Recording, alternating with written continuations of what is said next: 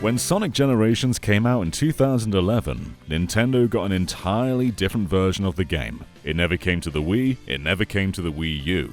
And so fast forward over a decade to Sonic X Shadow Generations, and it finally comes to the Switch. Portable Sonic Generations on Nintendo. That's what I wanted, right? So, what's the problem? Well, this version isn't particularly good. The main game Sonic Generations isn't 60 FPS, and it's not even 30 FPS, instead being capped at 32 frames per second, which is very, very weird and makes the entire game feel very juddery. And while Shadow Generations fared better, it still wasn't exactly good and it was very low resolution. But the problems don't solely lie with the Switch One.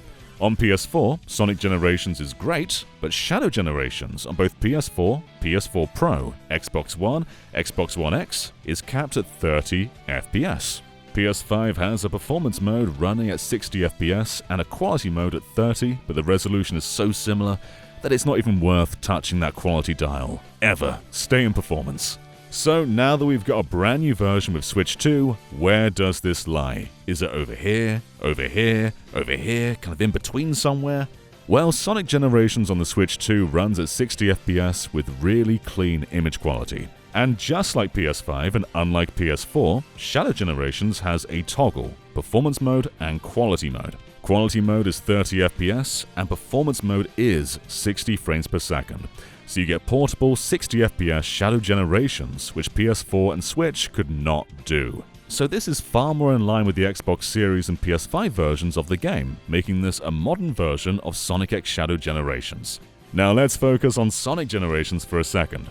Here are the load times with PS5 winning, Switch 2 not far behind, Switch 1 not far behind, and PS4 kinda lagging.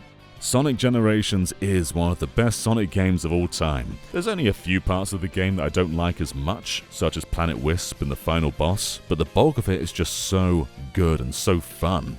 In this version of the game, both Classic Sonic and Modern Sonic also have the drop dash. And while it's not really that useful for Modern Sonic, it is a game changer for Classic, completely changing the pace of how levels play out.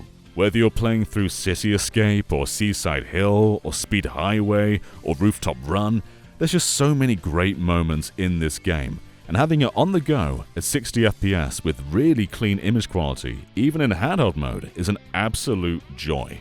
This is just one of those games that's very easy to play in short bursts, so it's fantastic for portable play. However, I have found Sonic X Shadow Generations to be a bit more buggy than the original. It's not like it happens often, but on PS5 I was just running up a predetermined wall and I just clipped through it. And on Switch 2, this happened.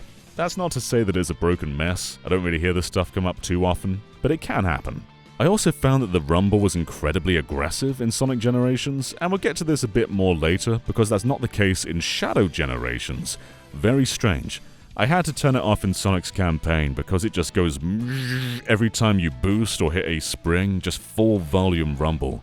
Not exactly discreet. But this is basically a flawless 60 FPS really clean Sonic Generations. But what about Shadow Generations? Well, it depends whether you're playing in quality or performance mode. The image quality in quality mode is quite good, but I can't recommend playing Shadow Generations at 30 FPS. It just feels so sluggish in comparison, and so performance mode gives this a big boost over the last gen versions. But how does it look? Well, definitely not as sharp. Still, it does run really well, keeping locked to 60 FPS the entire time without ever dropping a frame. And in handheld mode, it looks spectacular. The imperfections stand out a bit more on a big 4K screen, but on the smaller Switch 2, it just looks really nice. And the load times are equally nice. Switch 2 loads just 1 second after the PS5 versions, and last-gen consoles are about double that. And back to Rumble a second, you get full-on HD Rumble 2 here. You can feel the difference between your boost, a spring, a rope that you jump off. It just feels really, really nice. And it's equally bizarre that Sonic Generations just gave you the default, just big bursts of vibration. And Shadow Generations itself is also one of the coolest Sonic games to ever release. It plays quite differently to the core Sonic Generations. Shadow's less loose than Sonic and he can't drift, but you can double jump and there's more means to boost while you're in the air, and levels are generally more wide open rather than layered. There's tons of different paths, and it's just really cool to get a second chance exploring more levels from the past. and it really is just like a smaller Sonic Generations 2. This is easily the best Sonic game since, well, Sonic Generations. So the Switch 2 version is pretty good. You get a fantastic version of Sonic Generations at 60 FPS with really clean image quality, and a pretty good version of Shadow Generations, running at 60 FPS, and while the image quality could definitely be better, it is not a deal breaker, especially when playing in handheld mode. It is worth noting that unlike almost every other Switch 1 and Switch 2 multi-platform game, there is no upgrade path for Sonic Generations. You can transfer your save file, but you can't just upgrade the game on the eShop for a low fee. You've got to buy the entire thing again, and that definitely isn't very friendly. However, if you never bought this on Switch 1, I would definitely recommend it. Portable Shadow Generations, 60 FPS. Portable Sonic Generations, 60 FPS. That's what I've wanted since 2011, and I didn't even know about Shadow Generations then, but I still wanted it. So we're giving Sonic X Shadow Generations on Switch 2 a 9 out of 10.